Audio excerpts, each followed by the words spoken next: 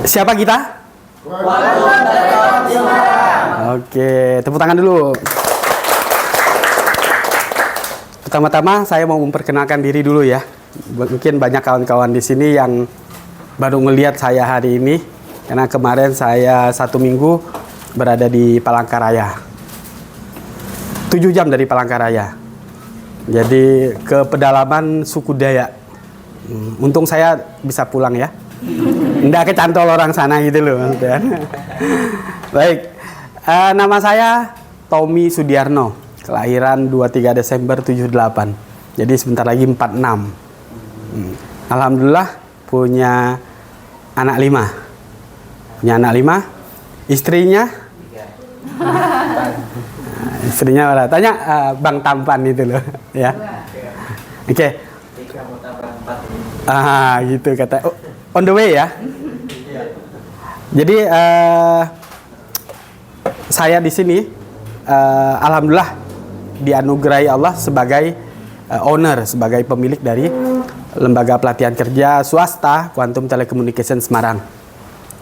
Kemudian supaya lebih akrab, memang keseharian kawan-kawan itu baik online ataupun offline memanggil nama saya itu dengan sebutan Mbah Tommy. Makanya rambut saya putih. Sebenarnya hitam biasa, cuman karena biasa YouTuber kecil-kecilan ya, YouTuber pemula, biar pas gitu dengan panggilannya, saya akrab dipanggil dengan Mbah Tommy. Jadi baik kawan-kawan, ada beberapa hal sebelum kita memulai pelajaran hari ini ya, latihan hari ini yang ingin saya sampaikan. Tadi sempat saya senggol dengan ada Bang Pajar, Bang Bimo, Kak Lia tadi di depan ngobrol-ngobrol. Waktu 10 hari ini sangat pendek sekali. Sangat pendek sekali. Jadi pesan saya, manfaatkan waktu itu sebaik mungkin. Untuk menjadi seorang teknisi yang betul-betul handal, itu bukan sulapan. 10 hari, ya jauh toh bos. Ya, 10 hari itu tidak ada apa-apanya. Apalagi kalau 10 hari itu kawan-kawan cuman pindah tidur kata saya tadi ya. Ya di rumah kan tidur juga jam berapa, misalnya tidur jam 1 bangun nanti jam 9. Di sini juga gitu. Bahkan lebih molor, wah parah kan. Jangan sampai seperti itu. Waktunya sangat pendek, serap ilmunya sebanyak-banyaknya, sebisanya. Nggak harus sebanyak-banyaknya karena ini tiap orang kan beda-beda ya. Kalau Kak siapa namanya? Kak Si. Panggilannya Si. Z. Oke, Z. Oke. Ini kan soalnya pasti unik nih, ada 2 gadis cantik di sini kan ya. Siti Mema pokoknya ya. Oke. Nah, jadi manfaatkan betul waktu yang pendek. Karena apa? Tidak semua orang punya daya serap yang sama. Tetapi perlu saya garis bawahi, apa sih sebenarnya yang betul-betul harus kita tekankan selama 10 hari yang pendek ini? Ya, 10 hari yang pendek itu, jadi begini kawan-kawan. Ada hal yang harus ditekankan dengan waktu yang pendek ini. Yang paling saya tekankan adalah bagaimana kawan-kawan di sini memahami cara kerja fungsi-fungsi yang ada di handphone. Apa aja fungsi di handphone? Buat nelpon. Mundur sebelum itu, bagaimana handphone itu bisa hidup? Ini harus dicatat betul. Keluar dari sini, kalau kawan-kawan sampai tidak paham apa yang nanti saya poinkan ini, sebaiknya mengulang. Karena sayang banget. Ya, jadi poin pertama, bagaimana HP bisa hidup. Karena nanti kalau kita paham bagian ini, maka mati total dalam model apapun sangat mudah kita kerjakan. Arusnya tidak ada sama sekali, Mbah. Oh ya, ada SOP-nya. Ada arus, Mbah, naik cuman 0,005. Ada SOP-nya. Dia naik tapi cuman 10 mili. Ada SOP-nya. Itu. Jadi betul-betul harus kita tahu bagaimana handphone ini bisa hidup. Seorang dokter, seorang mekanik di bengkel motor dia sama dengan kita ini. Kalau seorang dokter tidak tahu manusia itu hidup bagaimana, maka bisa dijamin dia tidak bisa menjadi penyembuh, tidak bisa jadi seorang dokter. Bagaimana dia tahu nanti? Tentu dibantu dengan alat-alat untuk bisa menganalisa. Contoh dokter, dok, kepala saya pusing dok. Oke, apa yang biasa dokter lakukan pertama kali? Ya, stetoskop satu atau tensi darah kan gitu ya. Sama dengan kita juga gitu. Bang, handphone saya mati bang. Oke bos, saya cek dulu ya. Pertama kali ambil power supply. Karena kita tahu yang namanya handphone bisa hidup harus ada tegangan. Kan gitu. Kita kasih tegangan, ada indikasi enggak dia? Barulah nanti muncul analisa, oh iya enggak ada arus sama sekali nih. Siapa yang bikin arus? Kita harus tahu. Di sini dia poinnya. Nah, jadi pulang dari kuantum harus tahu cara handphone hidup. Awas nanti kalian kalau saya tes enggak bisa ya. Yang sudah sunat tak sunat lagi biar cabang 2 nanti. Oke. Itu yang pertama. Yang kedua, ya, bagaimana handphone biar ada sinyal. Ini kan fungsi handphone yang paling utama ini. Dia hidup, dia ada sinyal. Hidup tapi nggak ada sinyal, nggak bisa wifi, nggak bisa komunikasi keluar, dia buat apa? Buat MP3, kan gitu, ya? Harus tahu caranya. Kemudian harus tahu juga aksesoris, ya, bisa ngecas, bisa kamera, ada suara, dan lain sebagainya. Nah, ini harus kawan-kawan kuasai. Jadi ini bukan sekadar formalitas. Bang Fajar, bagaimana sih supaya handphone itu ada suaranya, gitu kan? Kan ada syarat-syarat kerjanya tuh. Jadi ketika dapat kasus handphone tidak ada suaranya, misalnya nyetel YouTube tidak ada suaranya, di loudspeaker nggak ada suaranya, nyetel musik nggak ada suaranya, ya sudah. Karena kita sudah tahu cara dia bekerja, sehingga nanti dalam pengecekan enak satu persatu, mulai dari alatnya, ya, device-nya itu. Alat deringnya apa namanya? Buzzer. Buzzernya kita cek dulu. Bunyi nggak nih buzzernya?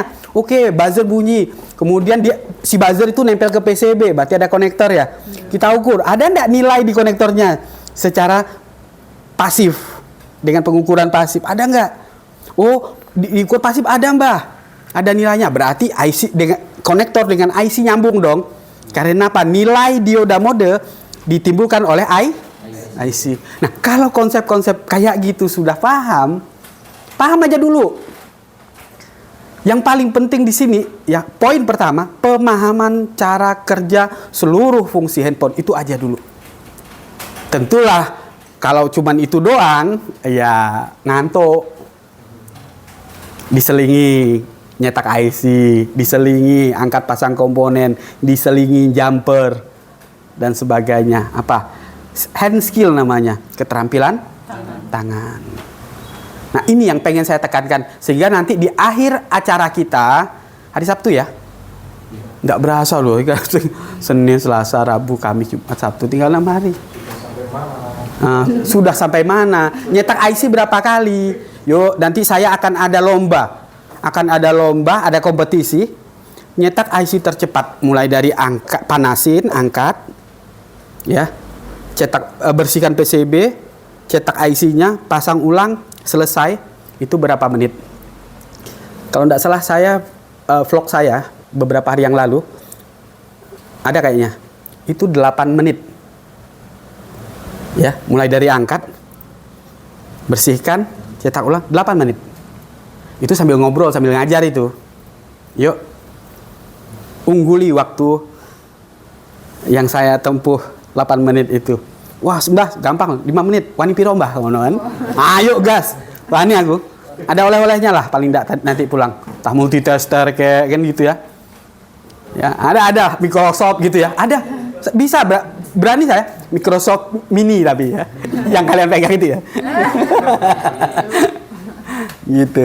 Jadi, yuk.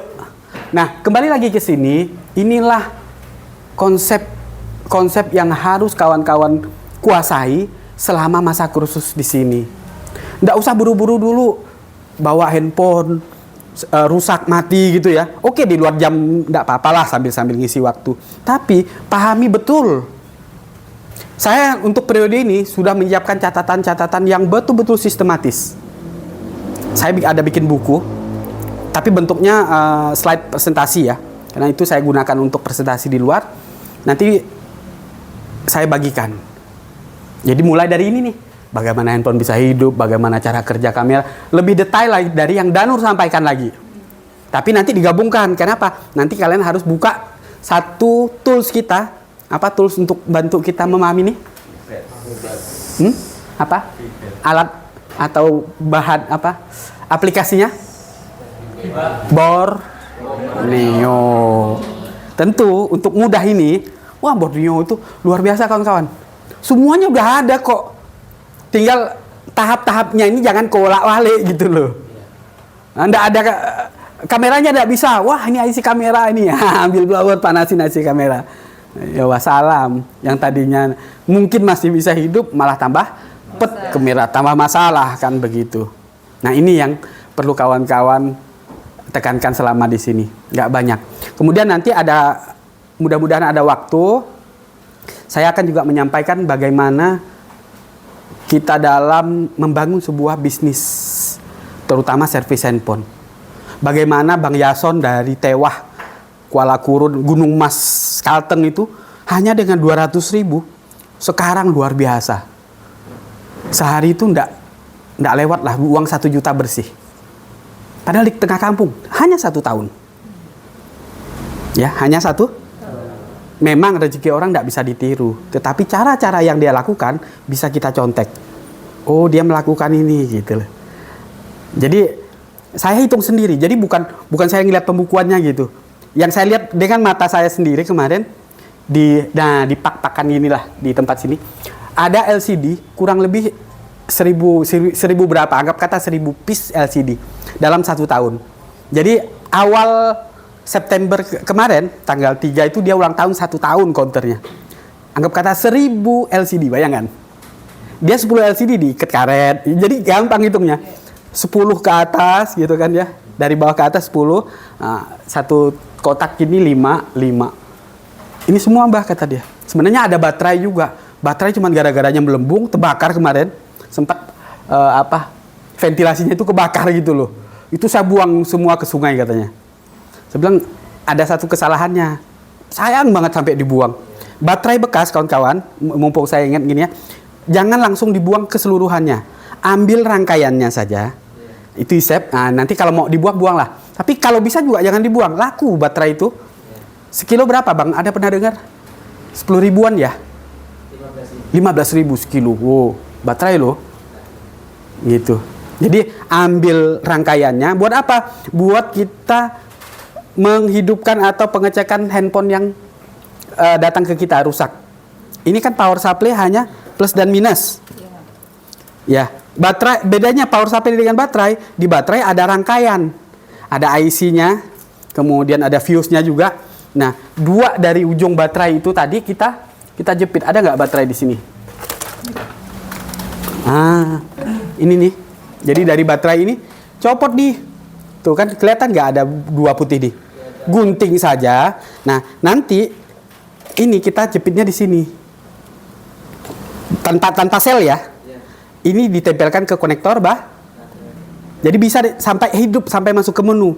Karena kalau cuma plus minus saja jelas tidak bisa sampai ke menu gitu ya. Nah, jadi kawan-kawan kalau punya baterai jangan dibuang, kumpulin. Oke. Jadi seperti itu, tidak banyak yang saya sampaikan. Mudah-mudahan ya kawan-kawan lebih semangat lagi, lebih terarah lagi, lebih jelas lagi tujuannya. Oh iya, kata Mbah Tommy seperti itu gitu ya.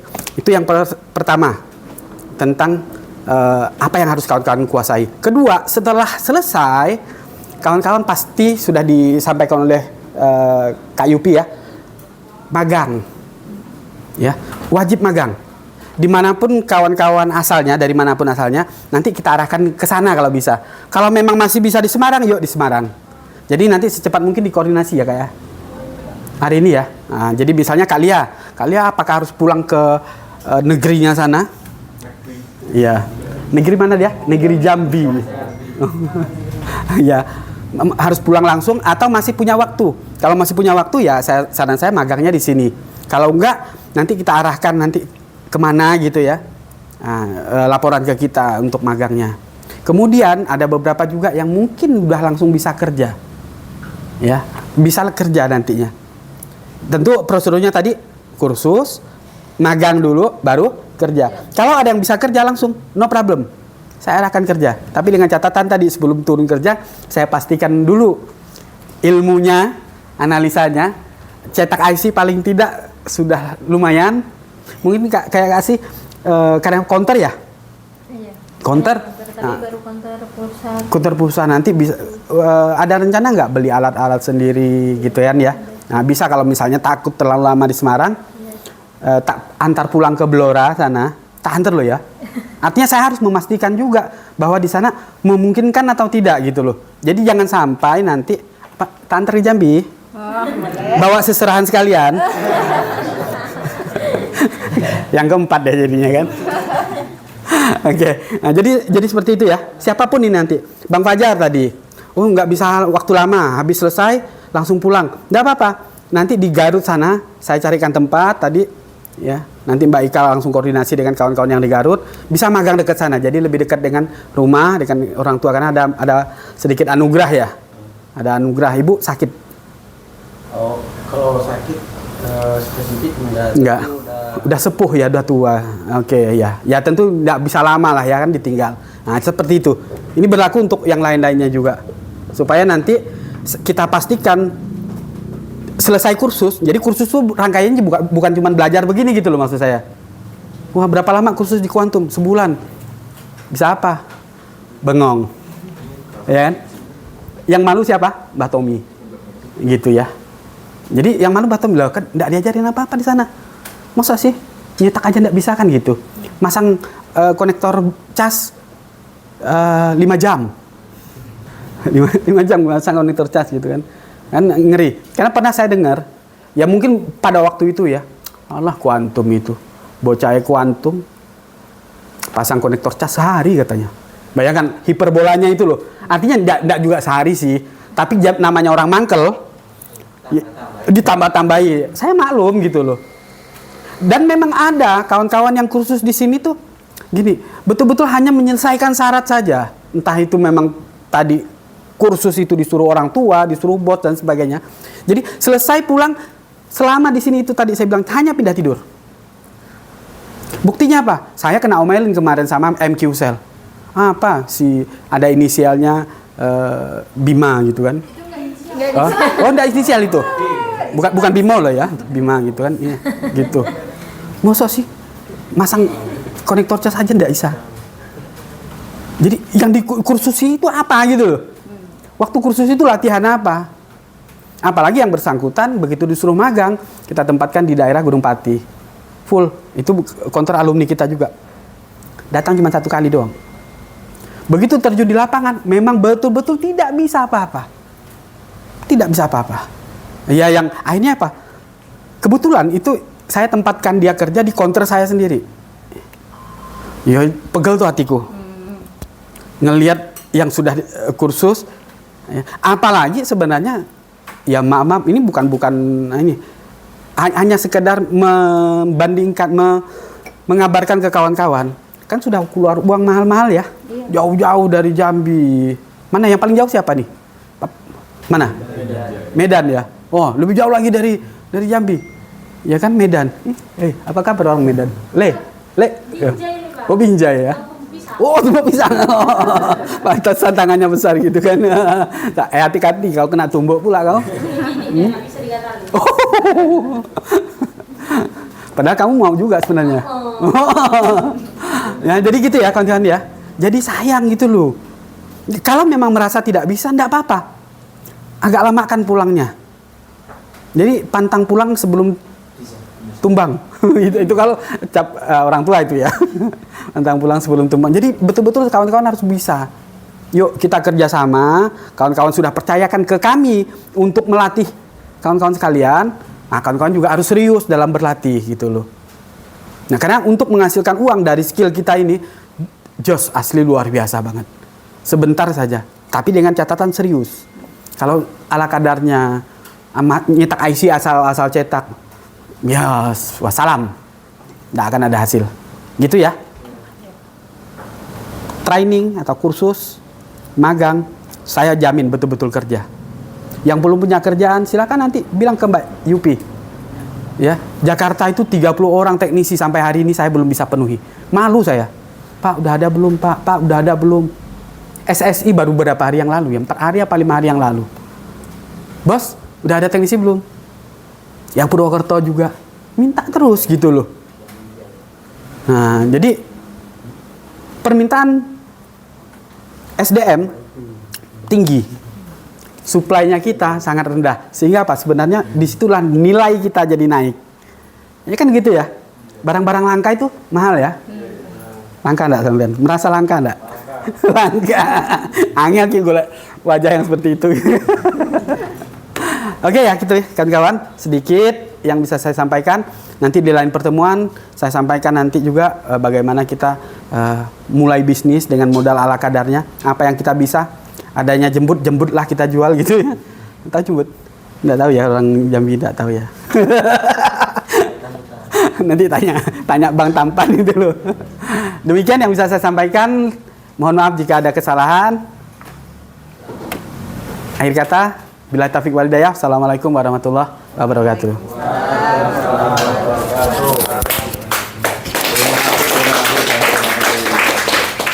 Udah.